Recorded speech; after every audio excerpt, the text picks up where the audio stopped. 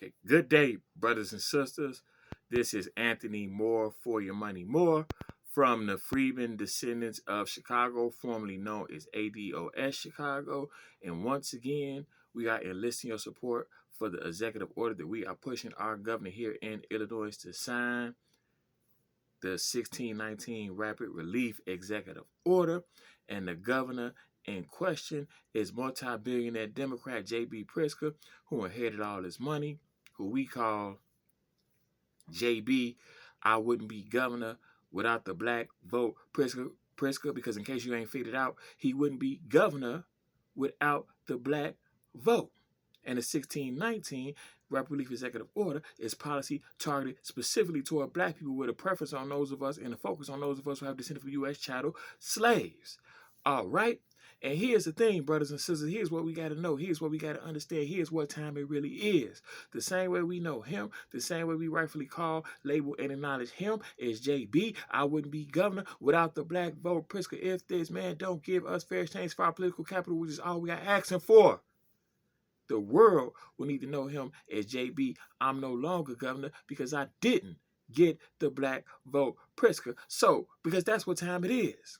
And today, I want to focus on the Violence as a Health Crisis and Disease Bill, which was shortened to Violence as a Health Crisis, that we actually got this saying, we as an organization, Freedmen Descendants of Chicago, we actually helped get this same governor to sign in the law, and we actually helped craft some of the language that pertain to it, because we've been at this for over a year and a half, and during the year and a half, we collectively advocated for the 1619 Rapid Relief Executive Order, as well as the Violence as a Health Crisis Bill, because they go hand in hand. Okay, and the thing about the Violence as a Health Crisis and Disease Bill, like I said, it was shortened to Violence as a Health Crisis, but it still pertains to treating violence as the disease that it is. It's a sickness, and the violence is a symptom of other problems. And one of the key things that leads to violence is the lack of economic sufficiency, is the lack of economic sustenance, is the lack of economic prosperity. So they go hand in hand, because a lot of the issues we have with violence will be solved just by getting our economics together. Okay? Because let's understand something. Let's look at something. Let's break something down. Insanity is doing the same thing the same way, expecting different results. We need different results. So we got to do things differently. And a lot of the people that want to complain about stuff being how it is will help us to do something different. Okay? Instead of, because a lot of people say, oh, well, that ain't gonna work. What they think they doing? They try to pass an executive order. Oh, they talk about violence, the health crisis, and disease. Hell, at least we trying to do something different. At least we out here striving to change things for the better for our people and ultimately for society as a whole. At least we out here fighting. At least we out here advocating, and we can use your help to do guess what? Help guess who? You, the people. Okay, because we've been at this for over a year and a half. Damn, hell is going on damn near 2 years. And a lot of people might be, and a lot of people might be like, damn, y'all been at this for over 2 years, and people start criticizing, y'all ain't got the bill passed yet, and it's been 2 years. Hell, we've been in this struggle for over 400 years. The arc of justice is long. One of the reasons why we don't get what we rightfully deserve, what we rightfully need, and what we rightfully got to do is because we're not willing to stick it out and fight for it over the long haul. Okay? We've been in this struggle for over 400 years. Which is why we call it the 1619 Rapid Relief Executive Order, because you got to know where you came from in order to get where you're going, if where you're going is better and greater than where you ever have been. I've said that in other videos, and I will continue to say that because it continues to be true. And not only do we take pride in and pay homage to our ancestors, and we take ownership of our inheritance, of their strength, of their power, of their spirit, of their resilience that allow us to come this far, even in terms of being economically at the bottom by design of this system, being this nation's intended to be permanent bottom caste, which we reverse it because we don't accept that. But the fact that we come this far, even in terms of being a bottom caste, is a testament to the strength and the power of our ancestors that's within us, because the lesser people wouldn't have made it this far. And we got further to go. We've come far because we started out as slaves, less than human. Hell, forget owning property. Hell, we were somebody else's property. Forget getting the right to vote. We had to fight just to be recognized as legally human. Okay? Ain't no other group of people had to go through that struggle and what we've been through in this country. It's not even close. Check the history, all right, which is what they want to stop from being checked, but they don't want the real facts, the real history of this country to be taught in school. So that show you what we up against. Okay, you put us in this situation, and it's all about cause and effect. You don't understand the past shows you how to interpret the present, because everything is cause and effect. Stuff that just don't happen. Stuff happened because of things that made it happen, and a lot of stuff is a long time in the making. But these people are so wicked that they don't want the history to be known, because they want us to stay as this nation's bottom caste. Because if you look at the history, and the history is taught like it's supposed to be taught, then it's clear what it is. It's clear why it is the way it is. But they damn near want to make the history of our legacy and our people and our ancestors and our struggle illegal to be taught. That's the time of day we living in.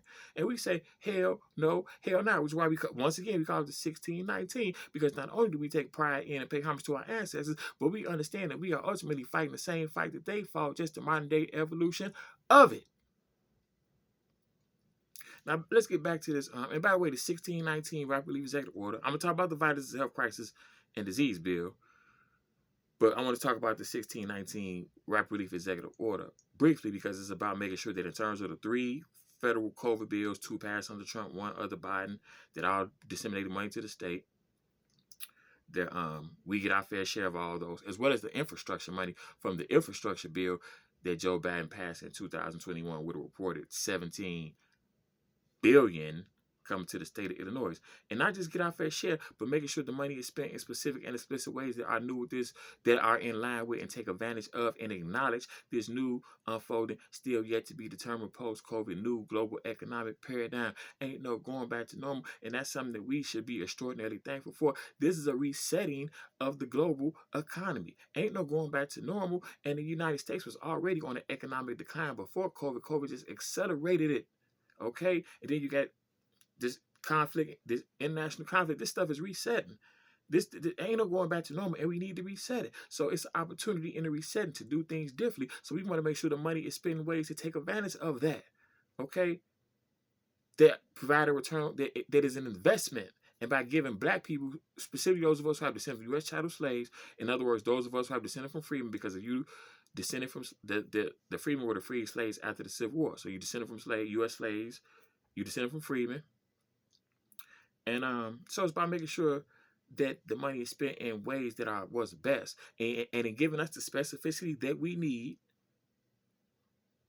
ultimately providing a return on investment for the state that ultimately benefits other races other than us, the working class and masses as a whole, because we talking about building up self-sustaining economies, taking part in some of these supply chains that need to be brought home, because COVID revealed that there was a national security risk to be dependent on foreign countries, in some cases even adversarial countries, for goods and things that are key to our sustenance as a country, as a sovereign nation, as the United States of America. Using to spend the money in smart ways that will, like I said, will provide a return on investment to the state. And the only reason these politicians like Pritzker and these other ones that's running interference for him don't want to do is they pimps with a pimp's mentality. Okay? Now, the Violence, Health Crisis, and Disease Bill, it's about, America is all about treating the symptoms of things as opposed to actually curing the disease, because that's the wickedness of the very exploitive design of this system, to keep you hooked, keep you coming back. Instead of allowing you to be cured so you can live your life and do better and live better, they want to keep you dependent on them so they can keep making money out on you, so they can keep you under control, so they can keep us dependent on them. And it's the same thing with violence. Violence is a symptom of economic depravity and the underlying things that contribute to violence. And they make money off violence. When we get violent and we kill one another and hurt one another, hey, the prison industrial complex is a very profitable complex for many. And it's on our backs. It's at our expense. Okay? Because think about it. If any one of our people, any one of our brothers and sisters, as often is the case, kills an innocent 5, 6, 7, 8, 9-year-old in a shootout, which unfortunately happens way too often. If you kill one of our babies, a member of your own tribe, that's one of our babies, 5, 6, 7, 8 year old, and you consider that just a casualty of war, what the hell kind of war are you fighting? Hell yeah, you sick. Hell yeah, you got a mental disease. Hell yeah, you're going through a mental health crisis. Hell yeah, you need some serious medical and health and you need some treatment. Okay? And brothers and sisters, but one of the key cures is getting our economics together, which is why I said the 1619 goes right along with the Violence, Health Crisis, and Disease Bill. Because once we get our economics together, self-sufficient economies, prosperity, because a lot of crimes are poverty crimes, lack of opportunity crimes. But once we get our stuff together and people have something to live for, something that they are a part of, something that they are invested in, something that they have invested in, well, damn, if you want to act a fool and get violent, no. A lot of these brothers just killing one another and shootouts and killing innocent kids and all that. Hell, their peer group will police them like, no. We got something to live for. We got something to fight for. Not this violence, but our prosperity and our substance and our rise as a people. Because if you want to act like a sick dog, we gotta lie you down like a sick dog, and that's what time it is. But the thing is, we gotta look at the bigger picture. And as horrible as it is, our brothers and sisters who killing one another and killing us innocent, just being bystanders and caught in the crossfire, robbing and all that kind of stuff. As horrible as what they are doing is, we got to put these sellout politicians, these shucking and jiving, stepping the fetch, tap dancing, bojangle, jump jack, fast, sellout house, need to go politicians in the same pot as them, because they are worse. Because when it comes to sellout Negroes, I don't even call them Negroes. I call them need to goes, because they Negroes, they need to go. Because these people that's running interference for Pritzker, because in order to hold Pritzker accountable, we got to hold our own accountable, because they sell out to this man. They pimp us on his behalf. And that's the dynamic that we dealing with as a people all across this nation. So these politicians, they foster and perpetuate the economic conditions that is one of the key causes of the sickness of violence. So they even worse, because they have the opportunity and the privilege to advocate and fight for us. And a lot, like with this Violence, Health Crisis, and Disease Bill, we got to pass, but we got to make sure it's enforced, because it's one thing to get policy passed, it's another thing to get it enforced, especially if it's going to help the people. And a lot of these people, they're going to need to try to take advantage of it and pimp it out. And we don't mind people prospering from it if you help the people and you do good work. But these people will prosper from it in ways where it won't be effective, just so they can prosper. Or even worse, they won't pursue it because they lazy. Not only do a lot of these politicians lack vision, lack foresight, lack courage, are sold off and bought off, lack heart, but they lazy on top of that, and they won't pursue a bill like this because they figure it's extra work when it's what their job is, to serve the people, fight for the people, make things better for the people, their people, us. And we say, hell no. Okay, so shout out to Pastor Anthony Williams, because the Violence and Health Crisis Bill was his brainchild. He came up with it in honor of his son who fell due to violence, and he kicked it off and saw it through and brought us on to help him get over the finish line. Shout out to our president, Marlon Watson, who was instrumental in our organization push and participation in getting the bill signed into law and crafting it. Shout out to our sisters, Cynthia, Mona, and Ebony, who all have professional experience in the social determinants of health, which gets into where social conditions and economic conditions get into health conditions, physical health, mental health, the things that cause violence, and they provide their expertise to help us craft it with the language that it needs to have. Shout out to our brother Roger, who went through what was more than 200 pages of Illinois legislation where the Violence and Health Crisis Bill was buried within that. He alerted us to the fact that it didn't have the language that it needed to have, and so we got on it. So we already put in that work. We're already doing great things. We're already out here advocating and fighting for you. And like I said before, we can use your help to do guess what? Help guess who? You, the people. So Anthony Moore for Your Money More, Freedmen Descendants of Chicago. We also go by Freedmen Chicago. Shout out to the United Sons and Daughters of Freedmen, 1619 Rapid Relief Executive Order, Violence and Health Crisis and Disease Bill. Like, subscribe for the notification bell. Let's go.